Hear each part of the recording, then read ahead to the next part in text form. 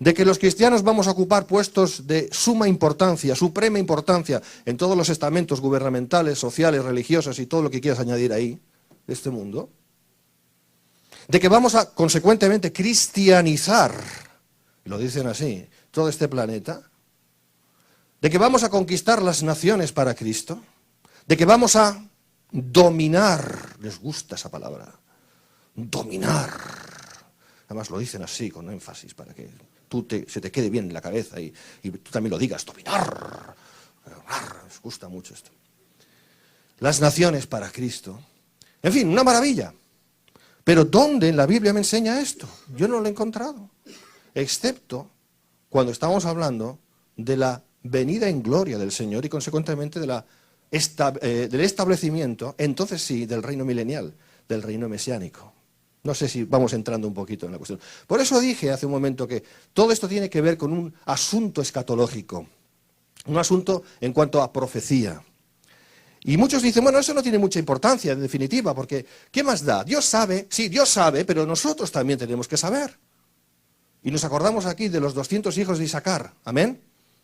Los que eran entendidos en los tiempos y enseñaban a los hijos de Israel lo que tenían que creer, lo que tenían que hacer, lo que tenían que esperar y no esperar.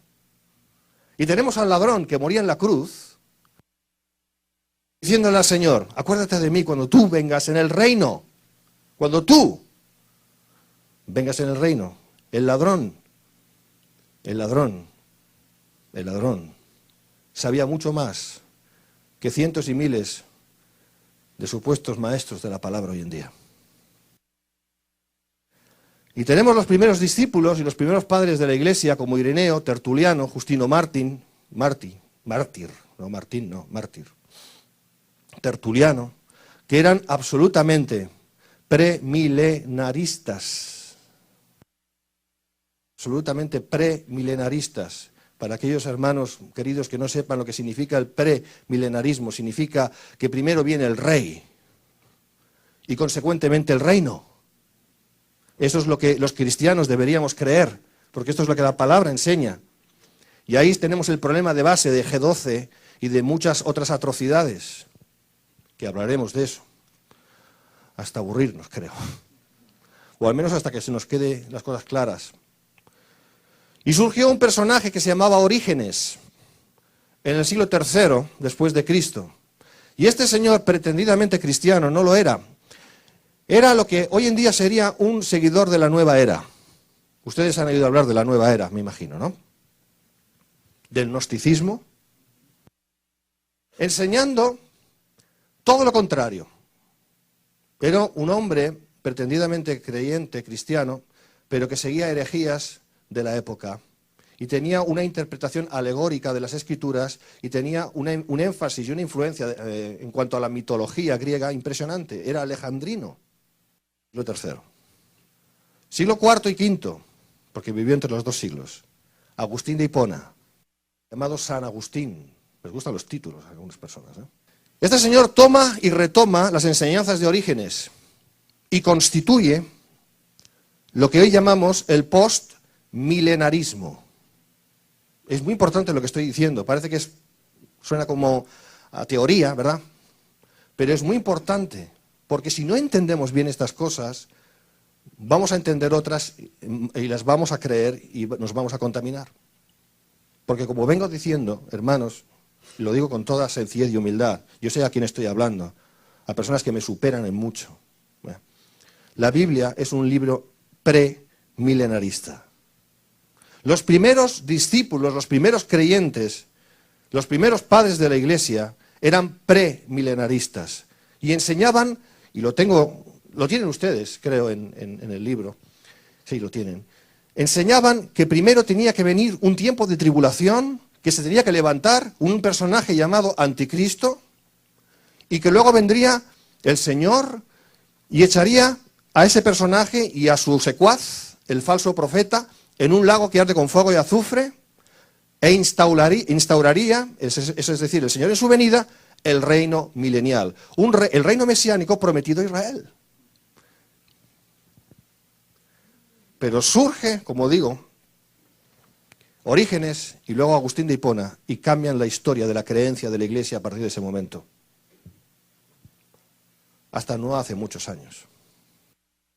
Y toda la enseñanza del catolicismo romano es absolutamente postmilenarista. ¿Qué significa postmilenarista? Significa que primero viene el reino. Y una vez el reino ya está aquí, entonces puede venir el rey. ¿Nos damos cuenta de lo que eso significa? Qué trampa la del enemigo, que el Señor le reprenda al diablo. ¿Cómo sabe engañar? Produce eso en nosotros, la Iglesia de Jesucristo, una autoexaltación, una autogloria. Nosotros somos los que vamos a establecer el reino. O sea que la Iglesia es Cristo. ¿A qué conclusión nos lleva eso? A que la Iglesia se transforma en anticristo. Porque todo aquel que toma el lugar de Cristo es anticristo. ¿Me hago entender, hermanos? Te lo digo con mucha humildad, de verdad. Y sé, repito a quién estoy hablando y que el Señor me ayude. Amén. Yo he estado estudiando estas cosas, para la gloria de Dios lo digo. Seguramente no es nada nuevo lo que estoy diciendo para la inmensa mayoría de ustedes, pero yo creo que conviene que lo recordemos. Porque en esa base de engaño del postmilenarismo se edifican la inmensa mayoría de las herejías que hoy contemplamos. Fíjense en eso. Si nosotros, según los dominionistas, estamos estableciendo el reino, significa que tenemos que tomar los lugares de poder, que tenemos una unción especial, pero claro, muchos de nosotros no nos vemos así con esa unción especial. Y vemos estas iglesias que están llenas de gente muy maja, muy buena gente, pero que no tiene una unción especial. Esa unción que da miedo, ¿no? Que haces así y la gente se cae todos, ¡wow!, al suelo. Ustedes me comprenden, ¿verdad? Yo creía en estas cosas antes, hasta que el Señor me dijo, no, esto no es mío. ¿He metido la pata, Señor? Cuando yo estaba en la televisión cristiana, yo creía estas cosas. ¡La unción! Y yo decía, joder, qué fuerza tengo. Y yo creo en la unción, pero yo creo en la unción del Espíritu Santo. ¿Amén? Ya me entienden. Si el pueblo no va a hacer estas cosas, ¿quién lo va a hacer?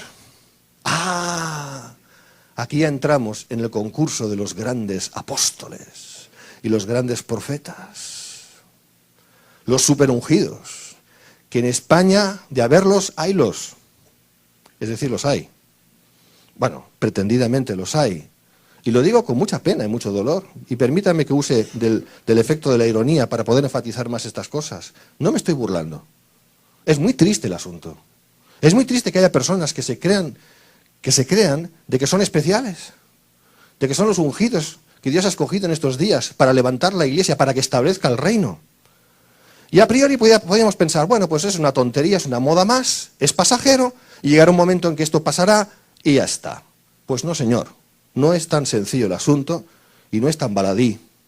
Porque todo esto obedece a un pensamiento y a una estructura perfectamente pensada, calibrada desde el fondo y origen de los señores que están intentando, y van a hacerlo, porque la Biblia lo dice, instaurar un nuevo orden mundial.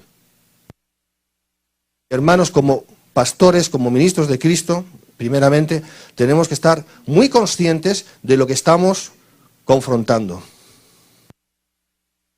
Que tenemos una pelea espiritual impresionante, que la tenemos que librar en todos los frentes de batalla conforme el Señor nos va diciendo. Y uno de ellos es, primeramente, tener la doctrina correcta. Porque si no tenemos la doctrina, la sana doctrina de nuestro Señor Jesucristo, entonces estamos expuestos a que el enemigo tome mucha ventaja. Ahora bien, sigo diciendo, tenemos a todos estos supuestos archiduques de la fe, magníficos, impresionantes, uncionistas, si me permiten el término, me lo acabo de inventar, llenos de unción, que saben cómo manejar a la gente para establecer el reino, para entrar en todos los estamentos, incluso políticos, y hay mucha gente que anima que eso se haga así.